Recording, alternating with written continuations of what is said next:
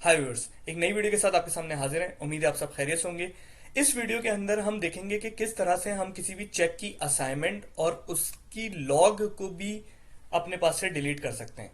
Means मैं scenario कुछ clear करता हूं। देखें, ये एक मेरे पास चेक है 2003। इसको मैंने इस पेमेंट नंबर से असाइन किया था। फिर जब मैंने इसको वॉइड किया तो भी इसने एक लाइन जनरेट करी कि मैंने इसको वॉइड कर दिया है। और फिर इसी सेम पेमेंट को मैंने 204 से असाइन कर दिया। अब देखें 204 की FCH1 से मैं जाके मैं इंफॉर्मेशन देखता हूं, तो मुझे पूरी इंफॉर्मेशन नजर आ रही है कि क्या चेक था, क्या पेमेंट डॉक्यूमेंट था। ठीक है, इसी तरह जो मैं ये वॉइड की इंफॉर्मेशन देखता हूं तो ये भी मुझे पूरी नजर आएगी।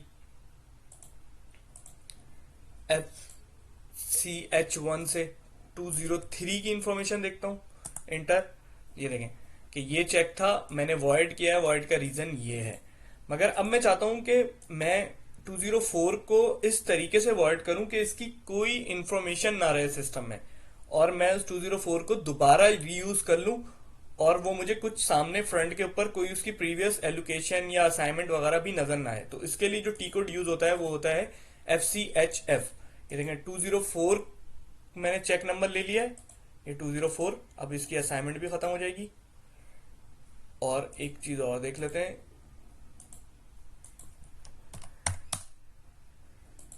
FCHI पे देखें अभी मेरे पास चेक नंबर कौन सा आखिरी शो हो रहा है, 204 यूज है। ठीक है, अब मैं जब इसकी असाइनमेंट खत्म करूंगा 204 FCHF से इसको एग्जीक्यूट करता हूं, यस पे क्लिक करता हूं। अब ये चेक इंफॉर्मेशन 2044 सक्सेसफुली डिलीटेड। अब ये तमाम इंफॉर्मेशन को डिलीट कर देगा। देखें, अब मैं दोबारा से इसको एग्जीक्यूट करता हूं। सबसे पहले तो देखें यहाँ पे ये इसकी असाइनमेंट खत्म करेगा।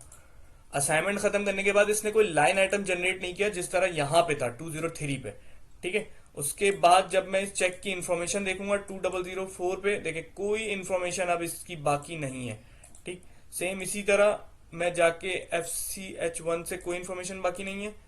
फिर मैं चेक लॉर्ड FCHI से जाके देखता हूं तो मेरे पास ये 2004 अगेन रीयूज होने के लिए भी रेडी है, क्योंकि 2003 यहाँ पे शो हो रहा है। इसका मतलब है मैं 2004 को रीयूज भी कर सकता हूं बाद में। तो FCHF टी कोड का जो मेन फंक्शन ये है कि मैं उस जिस चेक को मैं लेके FCHF से एग्जीक्यूट कराऊंगा उस चेक की वो पुरानी असाइनमेंट को भी डिलीट कर देगा। उस चेक की पुरानी जो उसके ऊपर इंफॉर्मेशन थी उसको भी डिलीट कर देगा, और वो अगली असाइनमेंट करने के लिए भी रेडी हो जाएगा।